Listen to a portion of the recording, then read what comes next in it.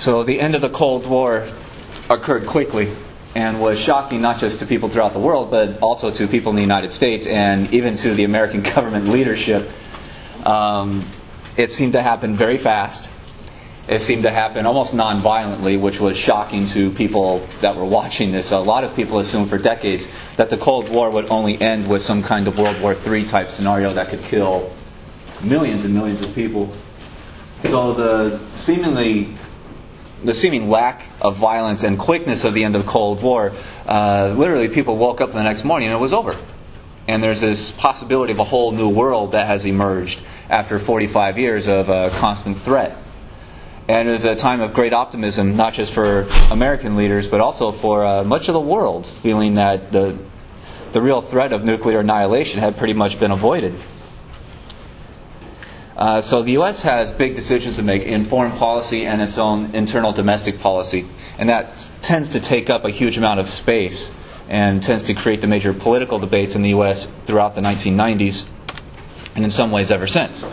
The sitting president at the time that the Cold War ended and the Soviet Empire in Eastern Europe collapsed and then the Soviet Union collapsed was the first George Bush, George W. Bush's father. So the first George Bush served one term as president. He was Ronald Reagan's vice president. So when Reagan finished his second term, the first Bush, the elder Bush, ran for the presidency. So the first George Bush is basically a type of next generation of Reagan personality people. So he brings a kind of the next generation of Republican leaders into basically deciding what the world should look like now that the Cold War has ended. Of course, they ran for office in 1988, not knowing that the Cold War is going to end so suddenly and so absolutely. So the election of 1988 was not very much a foreign policy kind of election. It was more a domestic policy. So by the time the Cold War ends and you have a sitting president who doesn't have a kind of grand vision for the world in the Cold War, he just kind of assumed that the Cold War would keep going, and his leadership assumed that going into office. When it ends so suddenly, people look to the President of the U.S. for some kind of vision or leadership about what the future of the world should look like. And in a lot of instances, the map of Eastern Europe is going to be redrawn again. A lot of those former Soviet-style dictatorships have collapsed. Their governments are basically non-existent. So it's an open question what Eastern Europe is going to look like, what kind of economies it's going to have, what kind of politics it's going to have. Will they have voting rights? I mean, it just across the board. And the first George Bush didn't seem to have much of a vision of how to remake the world. And he even said in television interviews that he didn't have what he called the vision thing. So there is a kind of decided lack of any kind of contingency plan for what happens when the Cold War disappears, because it was just so unthinkable that it would end like that. So there's a lot of confusion, especially at the highest levels of the U.S. government, trying to determine what the new foreign policy would be in relation to the collapse of the Soviet Union and to the new Europe. And that question is really up in the air and ongoing for a couple of years into the early 1990s. Much of U.S. foreign policy attention was so distracted by the end of the Cold War that American foreign policy theorists really neglected much of the rest of the world. They became obsessed with what the post-Cold War world should look like. And it appears that the dictator of Iraq, Saddam Hussein, used that as used that American distraction to his advantage to conquer a neighboring country called Kuwait, just south of Iraq. The problem for Hussein is that the United States has had long-standing close relations with the Kuwaiti government and had supported Hussein in the 1980s, but once Hussein did this with Kuwait, all American support for Iraq is basically abandoned. So Saddam Hussein, by the early 90s, is quickly becoming kind of the new American boogeyman. They no longer have to fear the Soviet Union or some kind of world communist conspiracy or anything. And so they reorient their attention to basically a too-big dictator that American power had really supported for a long time up till that point. And once he stopped following orders, they start making moves to take him out. So you get a war between basically the United States-led coalition against Hussein's Iraq to remove them from Kuwait, and that becomes known as the First Gulf War of 1991. But we'll get to that also later. Another problem for President Bush is that the American economy has gone into a deep recession. In the 1980s, in the late 80s, the recession really started around 88, 89. So it took up the bulk of his presidency.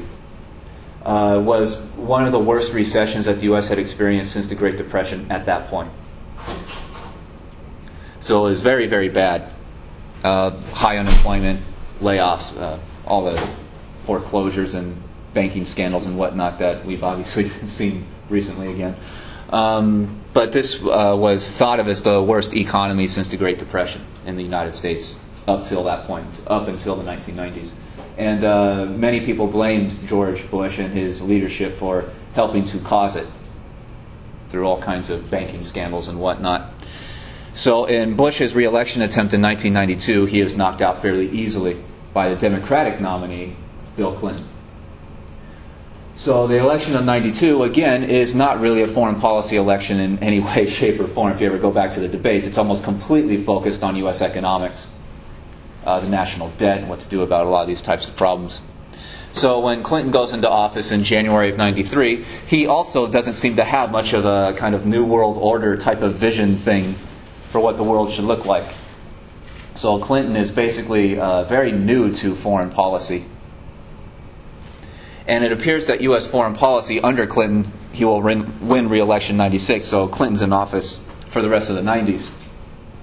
And under his administrations, U.S. foreign policy will basically be focused on avoiding the outbreak of large-scale civil wars in Eastern Europe, the former Soviet areas, or Soviet-dominated areas. So keep them from killing each other, basically, which is eventually not very successful. And also to spread capitalism into Eastern Europe and even into Russia itself. So this is where you start to get these very surprising images of things, American companies like McDonald's popping up in Moscow, which was almost completely unthinkable just a few years before. So they are very successful in basically pushing capitalism into Eastern Europe and the former Soviet Union, and those become some of the wildest kind of sources of investment in the whole world. A lot of American companies spend a lot of money taking over former Soviet government utilities like gas companies, oil companies, electricity companies, on and on and on. And as a result of the First Gulf War, which the United States won pretty much overwhelmingly, we'll talk more about the statistics later, the United States proved itself to be basically unbeatable in conventional warfare because of the technological progress that the United States had made. Basically, the U.S. government has spent huge amounts of money developing the highest tech weapons in the world. And the First Gulf War is where you start to see the first uses of satellite images and laser-guided bombs, which was a revolutionary idea back then. It was a giant surprise even to the American population. They can literally point a laser at a building and choose which window you want the bomb to hit. To us today, that is seen as a kind of natural or second-hand or just common to American military power. But back then it was a giant shock to the world. Saddam Hussein was estimated to have somewhere around the fourth or fifth largest army on the planet, and his army was eradicated in just about a month and a half. And the U.S. Army didn't even fight very much. It was mostly just U.S. Air Force bombing. So the U.S. proved its military to be basically unbeatable in any kind of normal type of war, tank versus tank type wars. And that's really where the U.S. still sits today, right? I mean, does any country in the world dare take on the United States in a real war? No, because they understand that they would probably be annihilated very quickly. And obviously they don't want to start a nuclear war against the United States because the annihilation would be much more widespread and probably even faster. So most places that look to do battle against the United States militarily either hire proxy fighters or they try to start insurgencies somewhere in the world to weaken U.S. power. But that is very much still in effect today. The United States is seen as basically unbeatable in war. And I don't think that's very controversial. Is it? No.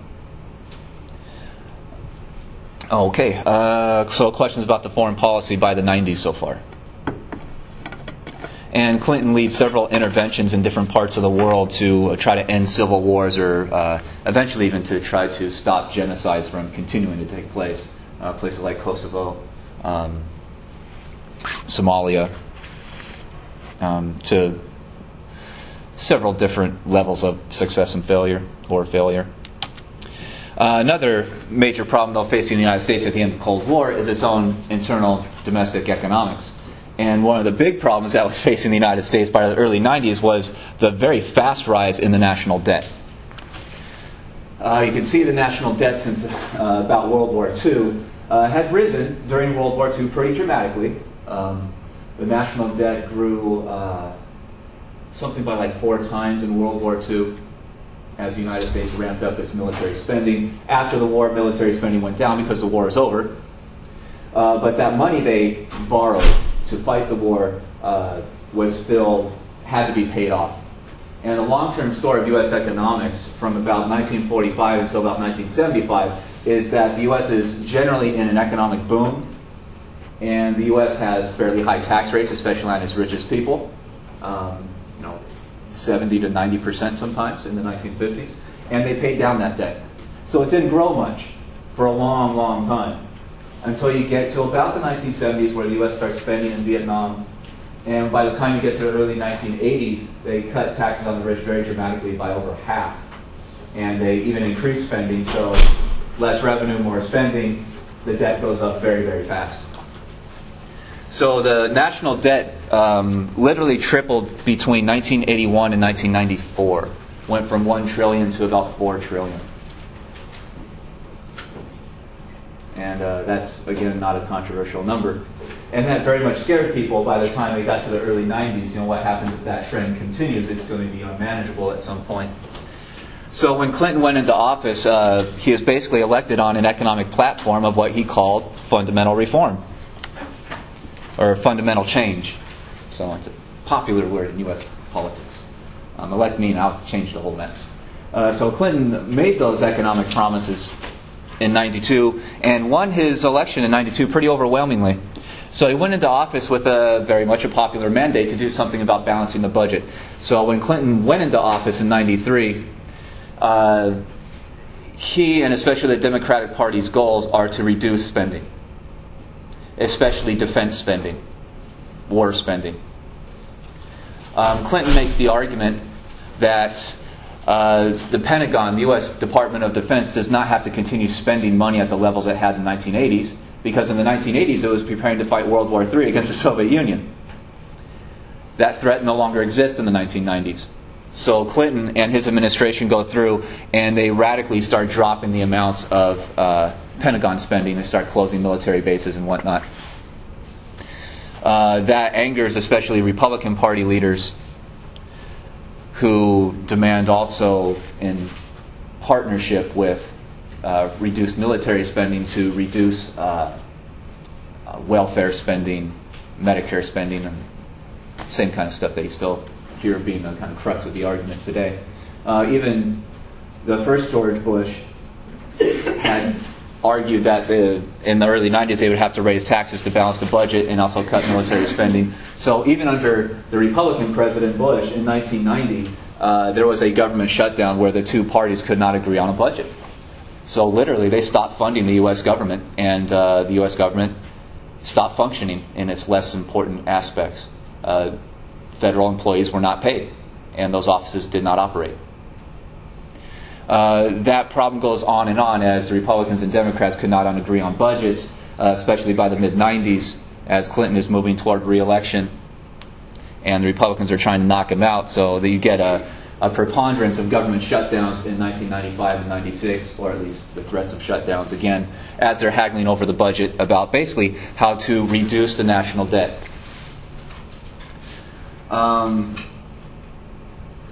So that's problems with the budget. Eventually, when Clinton gets higher taxes on the wealthy and reduces some of the spending that the Republicans were demanding, they did balance the budget by about 1998. So going into 98, 99, 2000, you got not only balanced budgets, but the United States government runs a surplus, which means they're getting more in tax revenue than they're spending. It's not very big. It's only about $200 billion or so, which to the U.S. government is not a whole lot of money. So, maybe somewhere around 8 or 10% of the budget. So if they apply that same type of, if they apply the same system that they applied during Clinton now, would that work? That's a great question. In my mind, no, just looking at the numbers, but people disagree with me all the time. With the current threats of government shutdown that you're seeing now, the so-called fiscal cliff, they want to reduce government spending by, was it 1.2 or 1.3 trillion dollars? But what they don't tell you is that that's over 10 years. So they're literally talking about trying to reduce spending by about 8% or so, which just isn't going to do it. The U.S. budget today is over $4.5 trillion. So you reduce it by $120 billion. I mean, that is a tiny proportion. And that's what you get with corrupt politics. That's the short of it in my mind, at least. But again, people disagree with me all the time about the causes and the effects of this stuff. But I have very dedicated ideas on what to do about these kinds of things. Okay, what else with Clinton? Clinton, especially later in his second term, one of the ways that he got reelected was really to give in to a lot of Republican demands. Therefore, his opposition party couldn't really accuse him of doing much because he did much of what they suggested. Another point of U.S. domestic politics is to ensure that the United States, and particularly New York City, would remain the financial capitals of the world going into the far future. And you get these arguments constantly in the late 90s. They're especially afraid that China is going to rise as an economic power to eventually challenge the United States. We'll talk more about China later. So Clinton and the Democrats gave in and signed on to several laws passed in the mid to late 90s designed to ensure that the United States would be basically the source of loans throughout the world, the greatest capitalist power in the world.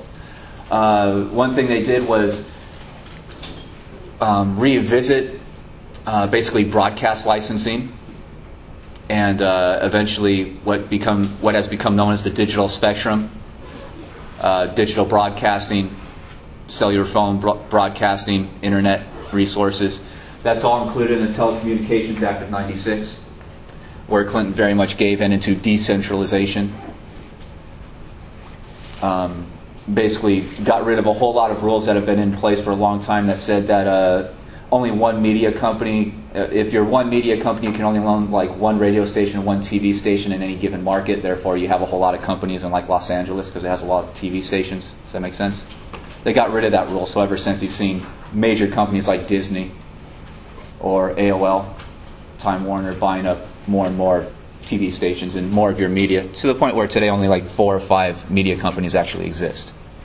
So everything is owned by about 4 or 5 companies, and that's a direct result of this '96 law. The '99 Financial Modernization Act basically deregulated the loan industry almost completely, to the point where the federal government was not watching the source of these loans anymore or how likely these loans were to be paid back. And especially deregulated what became known as the subprime market, subprime lending, and deregulated commodities trading, what we have come to know as derivative trading, in order to, they say, allow companies to grow as much as possible so American companies would outweigh in profit almost any other companies in the world. And of course, we've seen what that has led to about 10 years or so later. So a lot of people today point at these 2 laws in particular as helping to build the financial crisis that the U.S. went through, the big crash from 2007 and then the Wall Street meltdown in 2008. So questions about that at all? No. Okay. Some other economic goals. Again, the United States, they're trying to push the Eastern European countries and even into Asia, with especially Russia, to adopt capitalism. And particularly to allow U.S. businesses to enter their markets. American businesses were basically not allowed into Eastern Europe or the Soviet Union because those areas were dominated by communism. Those all had what we call state-owned enterprises, companies that were run by the government, because that's communism. Government takes over all the factories and all the industries and whatnot. That's the basic definition of communism. So for-profit companies, like American companies, were just cut out of those markets. And once the Cold War ends, American companies want to get into those markets because there's a lot of people living there to sell things to. There's a lot of money to be made. There's a lot of natural resources that you can take control of. And in the 1990s, they not only tried to push that into Eastern Europe, but also into the Middle East. And that causes especially a great amount of uproar around the Middle East, especially among social conservatives who don't want to change their kind of traditional ways of life and whatnot.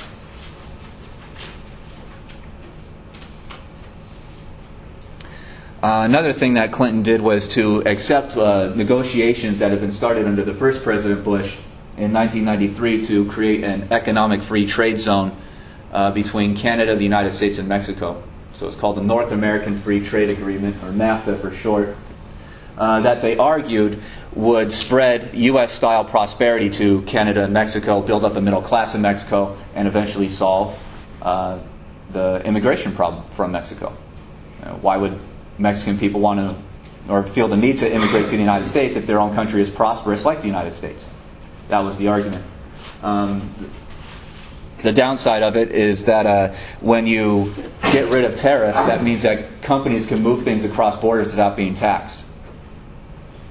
And that convinced a lot of American companies to take U.S. industries and move them to Mexico or other poorer countries to take advantages of low labor costs.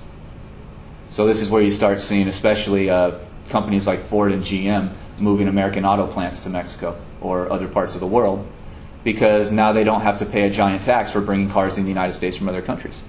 So you make them cheaply in poverty-ridden places and pay those workers, $1 a day or something like that. Move them into rich places like the United States, move those finished cars and sell them in richer countries, and you can make a lot of money. So that's the theory behind these free trade agreements. And they tell us that this is general prosperity, that these American companies will make so much money that they'll hire more workers. But statistically, it's pretty well proven that they do hire more workers just in poor places. So NAFTA went through in 1993 and became immediately controversial, especially with U.S. labor unions and whatnot. And in the 2000s, the United States sought to expand that to the rest of the Western Hemisphere, into Central and South America also. So that became known as CAFTA, or the Central American Free Trade Agreement. And the vision presented by the U.S. government leaders in the 2000s is to create an American free trade zone that they said would, quote, stretch from Alaska to Argentina. So that was something that was very much pushed in the mid-2000s. Today is not completely in place.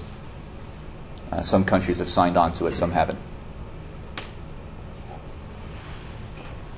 But again, this is seen by American foreign policy leaders and U.S. economists as the expansion of capitalism and prosperity to include the rest of the world.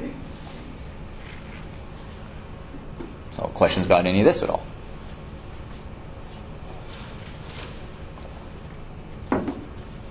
Moving on. Okay. Now going over to basically the rest of Europe. Going back far into the beginnings of the Cold War, Western Europe was very afraid of a Soviet invasion. And they had a pretty good reason to be afraid, because the Soviet army was sitting in camp throughout Eastern Europe. And the Soviet army is absolutely gigantic. It's somewhere around twice the size of the U.S. Army.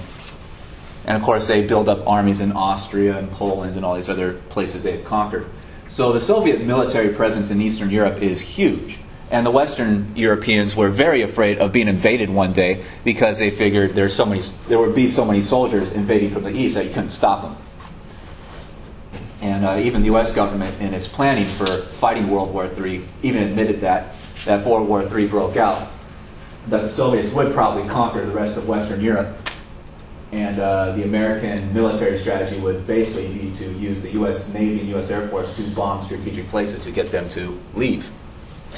But the Western Europeans didn't really like the sound of that plan very much, so they came up with their own ideas about how to integrate at first their economies to get more efficient production of goods that are useful in making planes and tanks and bombs and all the stuff that they would theoretically fight with. So it starts off with the coal and the steel industries, which are very, very useful in making weapons of war. And that grows throughout the 1950s to include more countries in the West. And you can see by this map, it goes on and on throughout the decades to include more and more countries in Europe. But this is where our modern view of the European Union really gets going. The problem, though, is that they start integrating their economies. They start with important industries first, and then they grow the amount of industries to the point where their economies, in general, are starting to merge together. The problem, though, is that it's very controversial whether these European countries should merge their politics. Do you still want to have an independent France with its own government, and an independent West Germany, and an independent Italy? That is still very controversial. Or, as many other Europeans argue, if you're going to integrate their economies, you have to build one political structure, basically the United States of Europe, to oversee this larger economic entity. Therefore, France would become like one province of Europe, of a united Europe, under one, say, European Congress or something like that. So they continue growing their economic ties, but it's, for decades, very controversial whether these countries want to really get together politically and form, again, basically one country, one leadership. Eventually, the thing comes to be known as the European Economic Community. And those two, the coal and steel community and the larger economic community, are merged together in one treaty in 1965. So again, they're taking very small and slow steps toward greater and greater economic unity. But that political deal is still very, very controversial, and something that the Europeans argue about right down to this day.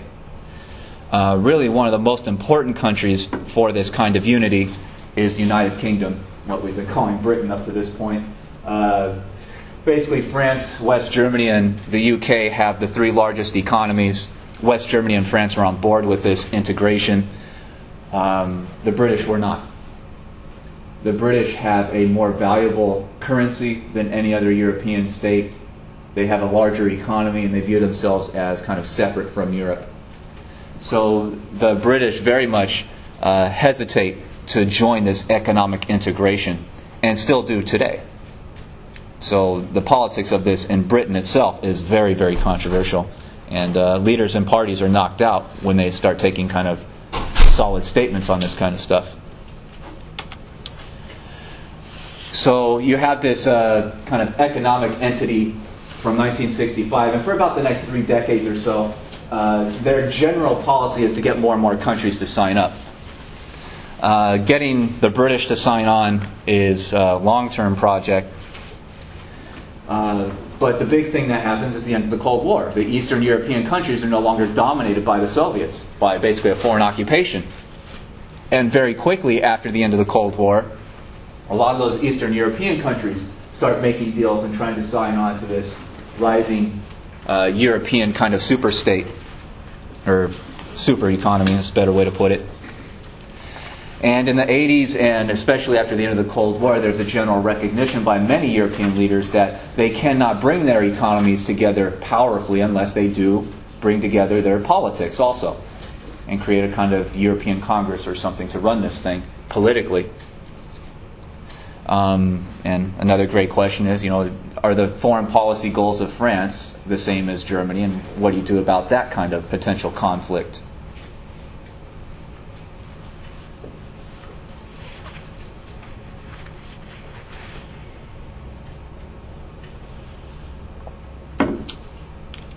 Okay, and one of the giant treaties, meeting is held, and they sign a thing that becomes known as the Maastricht Treaty, that formally changes the name of this economic community to the European Union.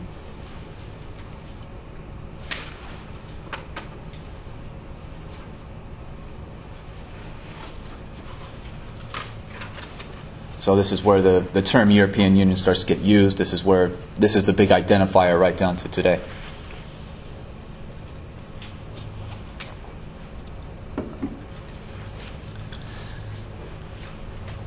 And immediately when this thing is created, the new debate is over two things: money and politics. Throughout the rest of the 90s, money is the most controversial. In order to unify their economies, step by step they start taking the decision to get rid of their individual countries' currencies. So France used to have a currency called the franc. It is gone now. Germany used to have a currency called the Deutsche Mark. It's gone now, because these countries signed on to a treaty in the late 90s to create a brand new currency that would be used throughout Europe instead of the individual countries' currencies. So a lot of those countries' currencies disappeared just over, 15 years ago or so. And eventually in 98 they do get the treaty, and the treaty says that on January 1st, 1999, all those individual currencies will be converted into the euro. And they set the irrevocable, unchangeable conversion rate. And of course it's very controversial. I mean, is French money worth more in converting to euros than Italian money or Belgian money or anything like that? So there's a lot of debate internally about what the conversion rates are going to be for individual countries. And it's very acrimonious, but they make that decision, and they start the euro off in 1999, and they gradually bring in more countries to use the euro over the next few years until about 2002, when the euro is generally used throughout Europe in replacing individual currencies, except in the United Kingdom, which is basically Britain and Scotland. The British still use the pound, and a couple other smaller countries who have very valuable currencies also vote down the euro eventually in their own areas.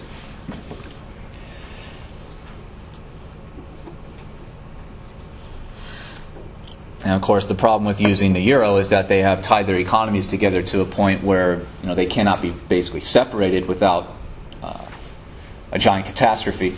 But they haven't unified politically. So what happens if there's an economic crisis in this area, but there's no political leadership to make a decision about what to do about the crisis? That has been referred to as the original sin of the euro. They integrated without a decision-making body. And of course, since the 2008 crash, that's largely been what they've been dealing with ever since. How do they deal with their economic crisis? Because there's no set political body to make a decision for the whole continent. So the decisions are basically being voted on country by country. And that's where you've seen the major controversies and debates and whatnot over the past few years. They did try, though, to create a unified Europe under a European-wide constitution. So after the euro was implemented fully, or as fully as they have, they started moving toward writing a European constitution. And that took a few years in itself, because there's so many different countries involved in this by that point. And at the end of that drafting process, they had a European constitution. And the constitution said that it has to be accepted by votes in every single member country of the EU. And that was a problem, because several countries put it to a vote of their people, and a couple of the really important countries, mostly France, rejected it in the spring of 2004 outright. 60% voted no in France. So that one country voting no killed the Constitution. It was already accepted, voted on, and ratified in other places, but France is one of the big countries, so that one country killed it. A vote never even took place in the UK. Because once France votes no, and Netherlands, I think, voted no the same weekend or so. So that really stops the Constitution movement really in its tracks, and it's been kind of hesitant to restart.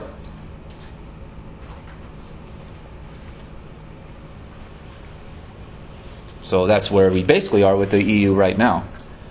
Still waiting on the Constitution and waiting to see how they're going to solve their economic crisis in light of the fact that they don't have a unified political body to make decisions. Don't their economic, whatever happens over there, doesn't it spill over, like... What do you mean? Meaning, economic-wise, because whatever happens to the economy, doesn't it have like a little... Oh yes, this especially in currency markets. The EU, the euro was growing in strength, especially compared against the U.S. dollar in 2006, 2007. It was valued at twice the rate of the U.S. dollar. So if you took U.S. dollars and went on vacation to Europe, you basically had half as much in euros to spend. So the euro was very powerful. That's a major problem of currency markets is when one region goes into a crisis that affects investors throughout the world. And they start pulling their money and their resources and they start laying off workers in certain places and start moving things around. But yeah, this kind of stuff spreads within hours these days with the internet. That's why the world is so integrated today that put it this way, 500 years ago, when Columbus or whoever you want to pick out discovered the New World, things that happened in Britain didn't have impacts in India or China or the Americas. Or if it did, it could take years to feel that impact.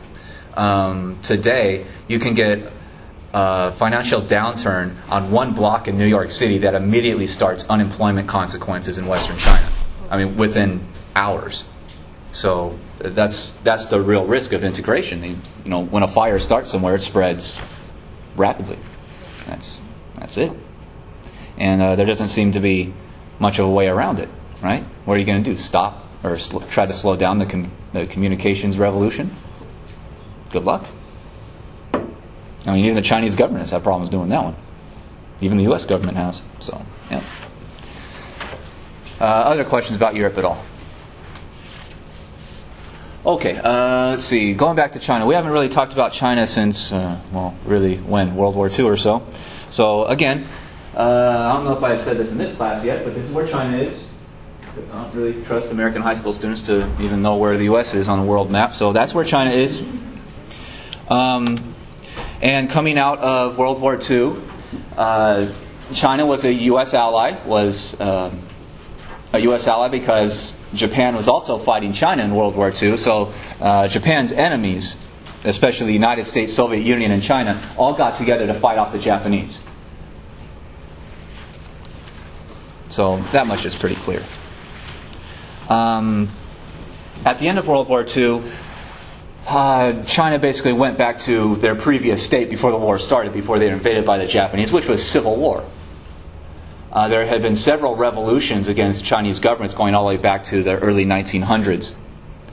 So in the immediate aftermath of World War II, the Chinese factions start fighting each other again, and they basically break down within a little bit of time to a civil war between communist forces and people who call themselves nationalists, which the West tends to look at as favorable because this is the rise of the Cold War, and the United States will use any group they can possibly find to fight off communism anywhere in the world. So China undergoes U.S. foreign policy, Cold War foreign policy. So the U.S. gives a lot of support to the so-called nationalists in this civil war in China, and when the U.S. withdraws that support, the nationalists collapse very quickly. So the communist forces win the Chinese Civil War by August 1949, which scared the American population to no end. Because they saw now communism has spread into one of the world's largest populations. And Americans looked at the world map, to go back to the map for a second, and said, well, look, before World War II we had communism in the Soviet Union. After World War II it has spread into East Europe, and now, just a couple of years later, it's spread into all of China, which is, they just look at a map and see the amount of territory rising and rising. I'm sorry, right there, the map, the tiny green spot right there on the west coast of Africa. West coast of Africa. That tiny one right there. Tiny green spot right there. On the west coast of Africa, here? Yeah. Is that Sierra Leone? I thought Sierra Leone was further north, but I'd have to look at a map for that one also. Yeah. I don't have an answer for that one. But the leaders of China, largely under the Communist Party that rises, is dominated by a guy named Mao Zedong. Mao is basically a Stalinist. And he is a worship figure in China, even right down to this day, as kind of the great kind of communist theorist. If you go to China today, a lot of Chinese people don't even know who Karl Marx is. They think that Mao came up with all those ideas, wrote his own book on communism. So they consider him to be the great founding theorist and also the military leader who brought communism and really independence to China. So Mao is very much a Stalinist eventually, and looks at the Chinese economy, which is basically an agrarian economy, like a pre-industrial economy, like 1700s United States or something like this, or 1700s Europe, has far behind economic industrial developments. And Mao tries to implement the same kind of solution that Stalin tried in the Soviet Union in the aftermath of communism growing there, which is basically government takeover of factories. Crash industrialization. And Mao, when that sputtered in the early 1950s, realized, much like Stalin did earlier, that China just did not have the money to build these industries right off the ground, that they had to sell something in order to get cash to invest. So the thing that Mao chose to sell was basically Chinese crops, the Chinese harvest. And in order to do that, he came up with the same exact formula, basically, as Stalin. The government went in and took over farms, privately owned farms out in the countryside. So you start getting the exact same kind of rebellions and popular frustrations in China that you saw in the Soviet Union when Stalin started doing this, especially in the early 1930s. So you get political purges against anyone who disagrees, especially amongst farmers who don't want to give up land that had been held by their families, sometimes for hundreds and hundreds of years. There's a lot of animosity between the Chinese government and a lot of its own people who don't agree with what the government wants to do. But the government basically either kills or represses that rebellious type of population and takes over Chinese farms, starts selling Chinese crops internationally, and gets money for that food to reinvest in what Mao eventually calls the Great Leap Forward of crash industrialization. So they get the money through selling farm goods.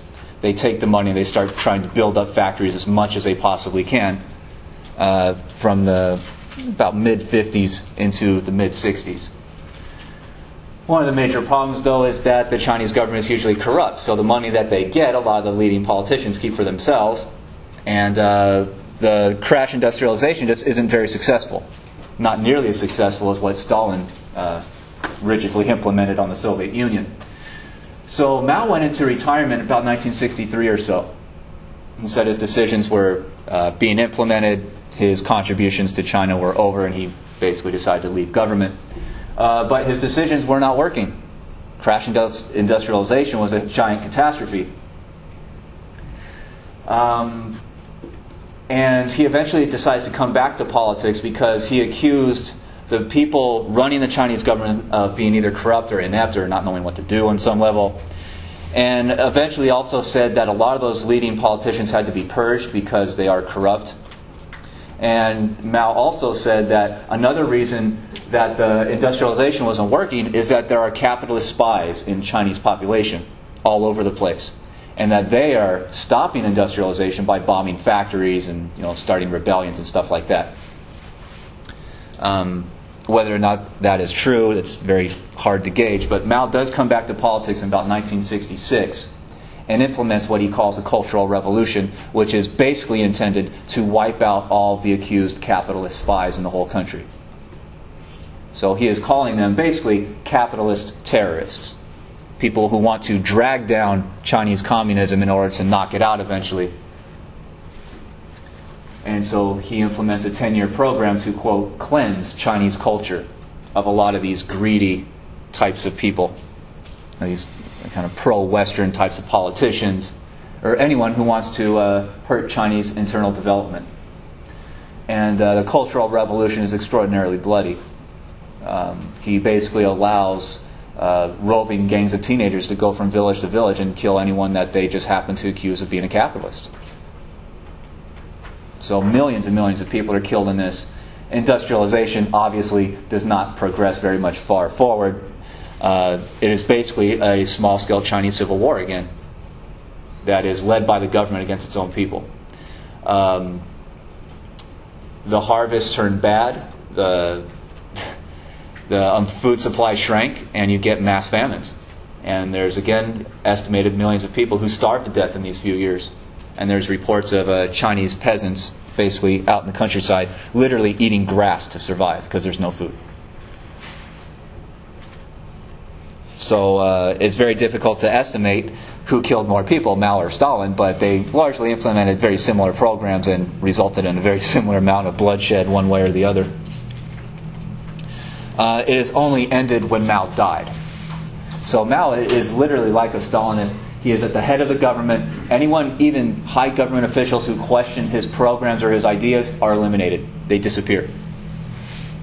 So there are mass political purges even within the Chinese Communist Party, which is what CCP stands for. And there's so much fear in society about criticizing Mao or Mao's ideas or even Mao's image that no one is willing to do it. Therefore, the Cultural Revolution goes on because no one's willing to stand up to him. And much like Stalin's system, it only ended when he died. Mao died in '76, and very quickly the government leaders ended the Cultural Revolution because they realized it was a threat against them too. So in '76 you get a new generation of leadership kind of rising that is led by the next major leader of the party who, like in the Soviet Union, takes a couple years to centralize power, to centralize his kind of core support within the high leadership of the party.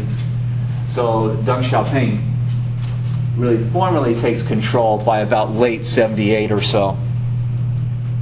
And Deng Xiaoping is a very different kind of politician than Mao. Mao is an idealist, he's a utopian, he wants to build the perfect society.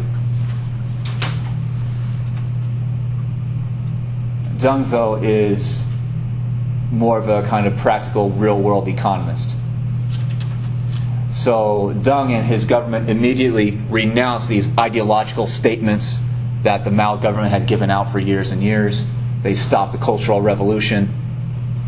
And they reorient the Chinese government to try to achieve more objective analysis and basically economic growth by almost any means necessary. Deng and his leaders are smart enough to understand that outright complete government control of the economy was an abject failure. And they look to change that. And the Chinese leaders in the late 70s and early 80s start actually bringing in a lot of Western ideas, Western capitalist ideas into the Chinese economy. So they start creating the ability of local regions and local industries to experiment. They even use the profit motive in some very select industries to spur economic growth. The party allows more localized administrators at the city level to run the city level economies rather than everything being directed from the national capital city, which was the way the Soviet Union functioned. They create, again, the money motivation. That if you do well in your work, that you can get a higher pay or you can get increased profit. And therefore, you can rise to wealth if you are efficient or you have an innovative idea. And the Chinese leadership starts looking internationally for money, for foreign investors to come into China and help build this rising industry. And this is what they call foreign direct investment, which basically means rich people or large companies throughout the rest of the world will now start locating factories in China because Chinese workers are paid much less. They don't have unionization rights, and the government doesn't really care about their poverty very much. This is a hardcore dictatorship. Therefore, especially a lot of American companies start closing American factories where you have to pay American workers $20, $30 an hour, and relocating those factories to China where you can pay Chinese workers $1 or $2 an hour. And this is all done with the cooperation of the Chinese government. And the interesting thing about Deng Xiaoping and his leadership in the 1980s is that they are doing a lot of the kind of reforms of communism that starts to not very much look communist anymore in the end. This starts looking like a capitalist market economy.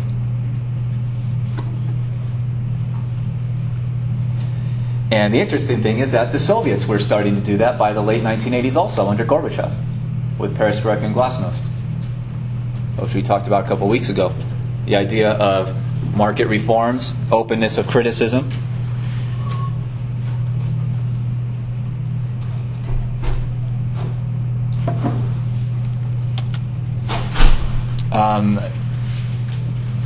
Deng's vision and the Chinese leadership's vision in the late 70s and early 80s is largely to make cheap things fast, to export all over the world. And Deng specifically talked about light manufacturing, which is very easy to make little kind of plastic goods, like little cups and toys and all kinds of stuff. So that's where you, especially in the United States, start to see that by about the early to mid 80s, almost any little plastic toy or anything that you buy has made in China written on it, because they're making things efficiently and cheaply and they're exporting it all over the world. Deng's plan is to take the money, the profit from those worldwide exports of those very easy to make little things, take that money and reinvest it in China to eventually transition into high technology, what we today think of as computer technology, robotics. But this is just the first step in the 80s. So the Chinese economy is dominated by this light manufacturing, easy, cheap stuff to make that for basically mass export. Therefore, the biggest Chinese industries grow along the Chinese ports, along the Pacific Ocean. Those industries and their employment grows and grows and grows throughout the 80s. So one of the major problems for China in the 80s is that you start getting a disproportionate population growth where a lot of the Western and Central Chinese farmers start leaving their farms in massive numbers and flood into the eastern cities along the seacoasts, where the big factories are. So you get a dramatically growing population along the coastline in the factories and a shrinking population in agriculture in Western China especially. So you get a West versus East problem.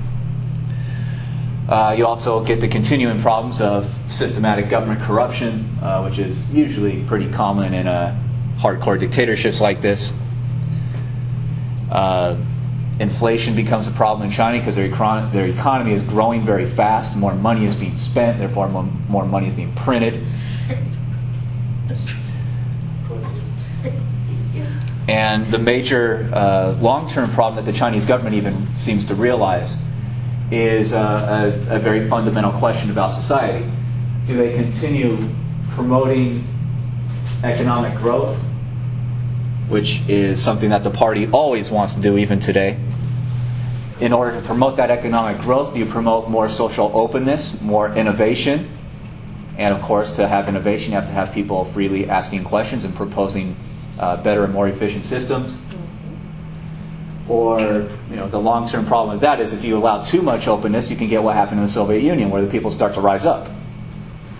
So the great question for China then and today is, do you continue pushing economic growth as a result and leading to more political, social openness, or do you try to keep political control within this one party and therefore possibly restrict economic growth for the far future? And that's one of the major balancing acts that the Chinese Communist Party has been trying to keep control over for the past few decades. But in the 80s, the same thing basically happened in China as was happening throughout the Soviet Union and Eastern Europe, especially going in 1989. People start using this new ability to criticize inefficient systems, and they start complaining about the disproportionate economic and population growth in different regions of the country. They start complaining about the inflation and the low wages and the rigid government control. So by the time 1989 rolls around, one of the more popular politicians in China died, and there was a kind of formal government ceremony in Tiananmen Square, which is like the big kind of government open space where people gather for national celebrations and whatnot. And these people don't only just show up for the kind of funeral procession and all the official things for this politician who had died, but they stay there and they start raising mass protests in Tiananmen Square itself. So you start getting a lot of college students joining the protest. They start demanding openly democracy in China. And they crowds grow and grow and grow for about a month and a half until the Chinese government eventually tells them to leave. And when they don't leave, it appears that Deng Xiaoping ordered the implementation of martial law in late May of '89, and then sent in the troops and started shooting people who refused to leave. This started somewhere around midnight or so of June 3rd, going into the morning of the 4th.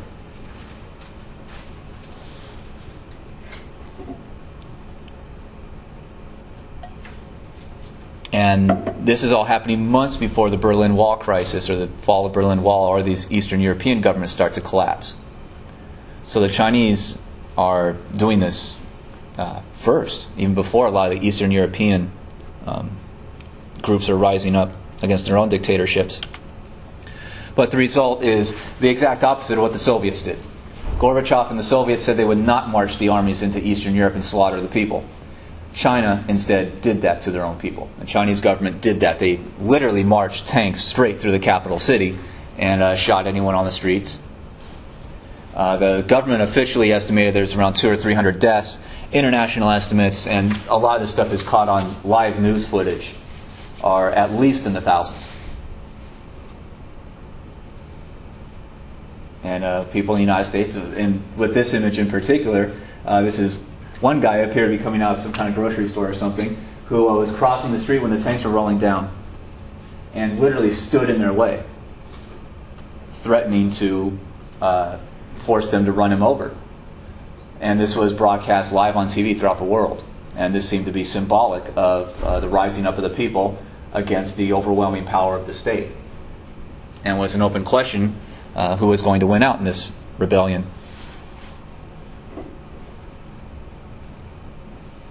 Eventually the government won. So they're fighting for a democratic government, society? Some kind of change. In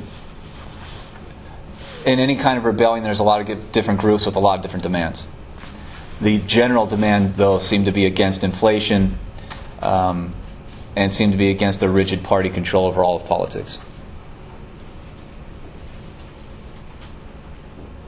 The long-term result is that the government stays in control. Deng Xiaoping, he's already a pretty old guy by this point, is forced to retire. So he goes into retirement, and now the next wave of politicians will come up behind him and take control. And again, it takes one faction a few years to consolidate power at the highest levels of the party and announce their dominance, their control. So in 1992, you get a new leadership coming in. The former mayor of Beijing, Jiang Zemin, becomes the new Chinese president or premier. So he's the party leader, and he's in effect the head decision maker in China, and starts instituting some reforms. And one of the major reforms that this new leadership implemented was that there would be a transition every 10 years. And that's announced in 1992.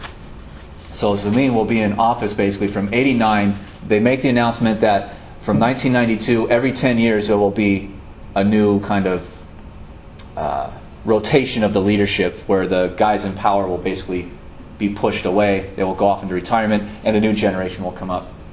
So you get Chinese leadership transitions in 2002, and then just in the past few weeks in 2012. For the 1990s, though, Zemin and his group were in power, and they're the big decision makers. because the government had assaulted its own people and proved that the only way it stayed in power was to massacre its own people. The only way that the government at this point and ever since can really claim legitimacy amongst the Chinese people is to claim to be the source of economic growth. They make good economic decisions to grow the Chinese economy and spread prosperity to the Chinese people.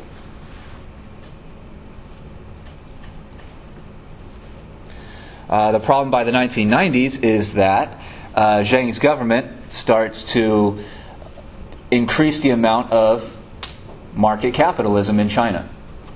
So they systematically start getting rid of one kind of communist piece after another.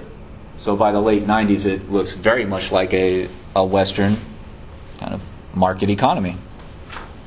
They do these things because they believe that market economics are more efficient, they're more prosperous, and because they're not controlled by government.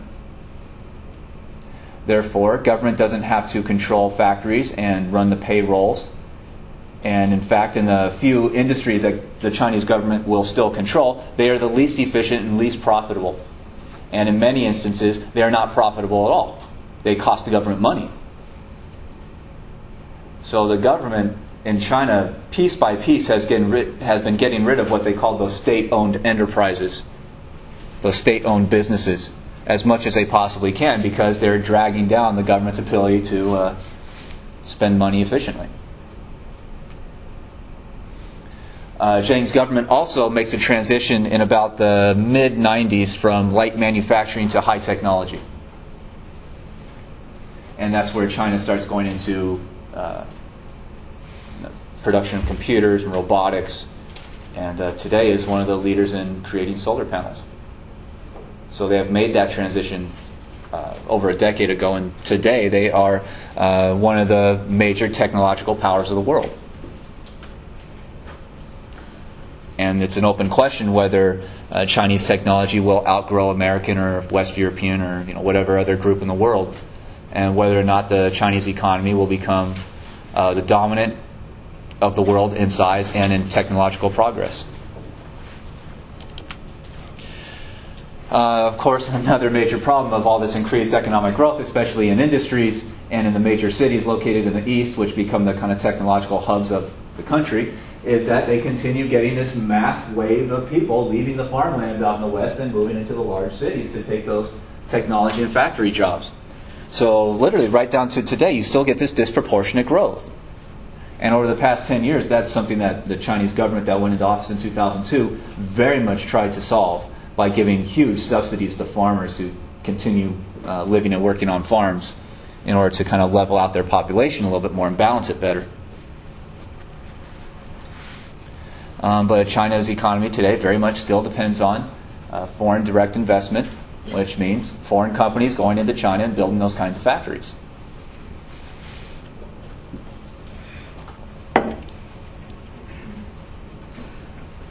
And one of the problems for China is that you start to see by this point the first major movements of taking factories out of China, even going to poorer places of the world, especially going down further into Southeast Asia or South Asia, like India or Cambodia or someplace like that.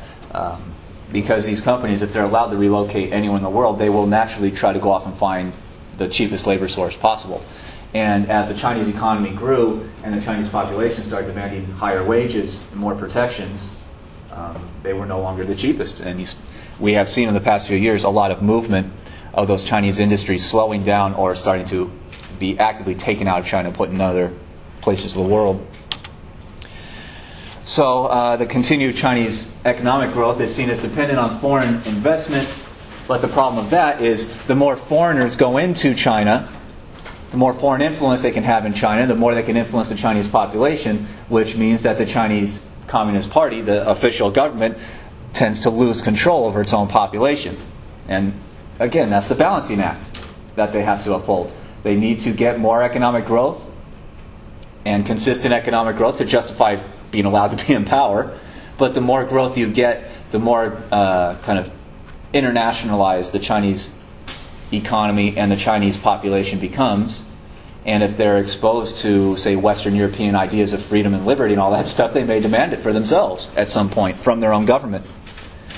So the Chinese government today rigidly tries to keep control over information. So they have a very heavily restricted internet. You can't look at certain or many sites throughout China. They restrict what kind of culture gets into China, what kind of American movies are allowed in, and music and all that kind of stuff. So many U.S. foreign policy analysts predict that something dramatic is likely to happen in China at some point soon. But that's about as detailed as they get, which is pretty vague. Something is going to happen at some point. I mean, that's not very descriptive, and you could say that about anything. So there's a general feeling out there amongst international observers that something's going to happen in China, but they don't know what it is, they don't know when it is, and they don't know what the long-term results might be. And many international analysts say that the United States doesn't have many contingency plans about what to do if there's a giant Chinese rebellion and they create a new government. It may look exactly like what happened at the end of the Cold War, where the U.S. leadership, it just happened all of a sudden, and they didn't have any kind of vision for what the future should hold or what they should do about it.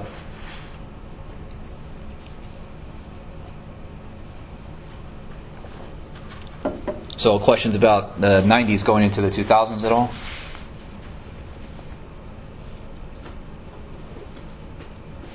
No. Okay, that's not to say that the Chinese government is going to collapse. It's very hard to know. There's over 100 protests in China every single day. So there is a mass feeling of frustration, very obviously. But the Chinese economy has continued to grow.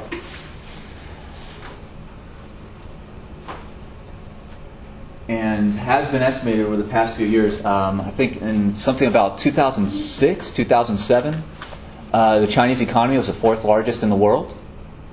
In 2010, it became the second largest.